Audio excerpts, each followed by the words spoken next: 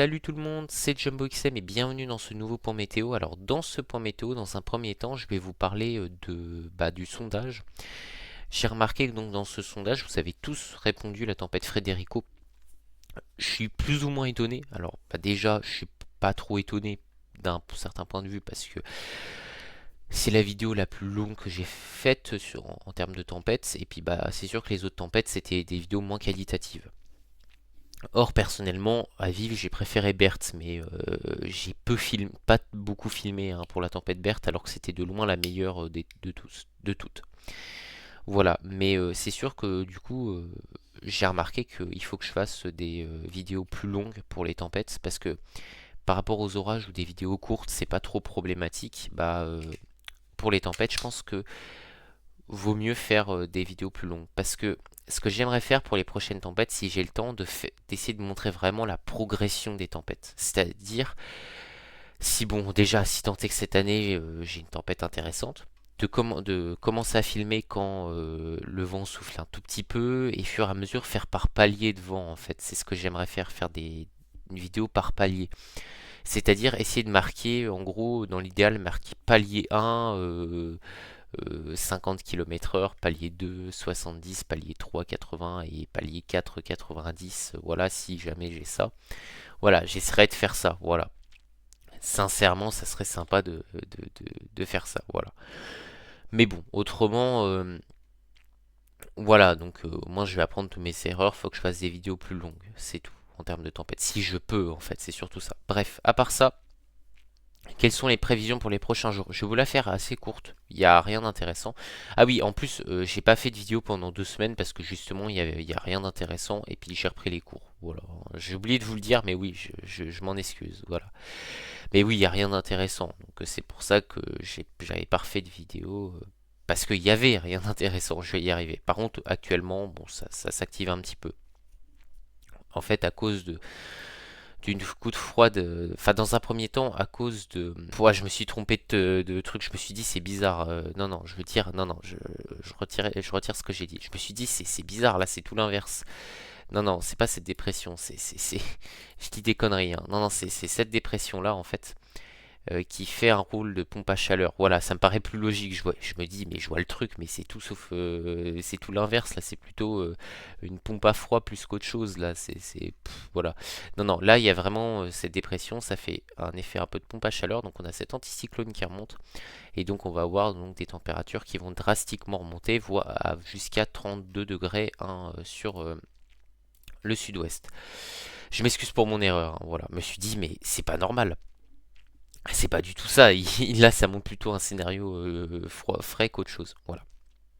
Voire 35 degrés par endroit. Certains modèles voient même du 38, notamment vendredi. Même ça pourrait taper les 38, ouais, les 38, 38 et demi, 39 localement. Bref, ça me paraît un petit peu extrême, mais bon, pourquoi pas. Voilà. Avant un rafraîchissement brutal après le passage d'une goutte froide qui va transiter sur notre pays en fait ce week-end. Ce qui va occasionner des orages forts à localement violents sur un axe sud-ouest nord-nord-est avant de se décaler plus à l'est où ça sera des orages un petit peu moins virulents. Voilà, mais par contre le changement de température va être brutal. Il y a un conflit de masse d'air qui est costaud. On parle d'un conflit de masse d'air qui va être vraiment méchant là. Hein. Là on voit vraiment le conflit, il est. Alors, c'est pas trop ce que je voulais montrer, mais température, c'est plutôt ça, voilà. Là le conflit il est méchant là. Regardez, vous voyez là vraiment là c'est brutal. Hein. Là sur l'axe sud-ouest nord-nord-est, c'est pour ça quand je dis nord-nord-est, c'est vraiment cet axe-là, hein. Même lundi, samedi, voilà, et voilà, l'est, ça va se décaler plus à l'est lundi, en fait, mardi, dimanche et lundi.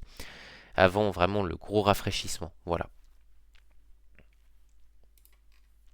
Donc, qui va s'opérer après sur la dernière décade de septembre. Voilà. Autrement,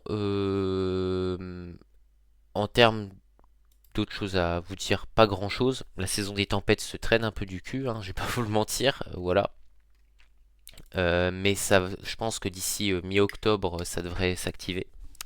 quand même, ça devrait quand même s'activer parce que si on met hémisphère nord, voilà, bon, on a le vortex polaire qui se met en place, mais pas trop au-dessus de nous, pour ainsi dire. Alors ça, c'est le vortex polaire, mais du coup, ce qu'il faut qu'on regarde, nous, c'est le vortex stratosphérique. Voilà, surtout parce que bon, les deux sont liés, mais il y a quand même des petites différences. Voilà, bon. Comme vous le voyez, pour le moment, il est faiblard, le vortex stratosphérique, mais il va se former.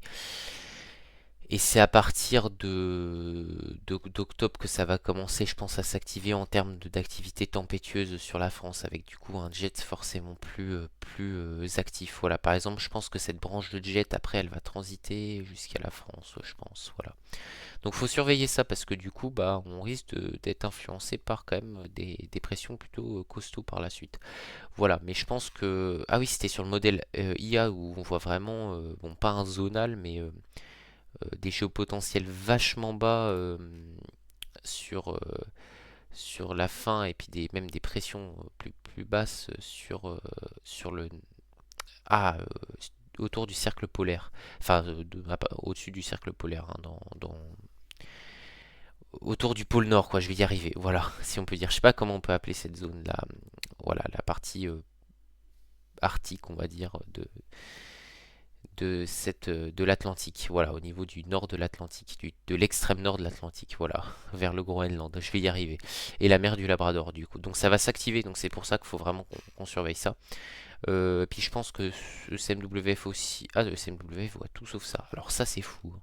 Et GFS il voit quoi lui? Il voit tout sauf ça.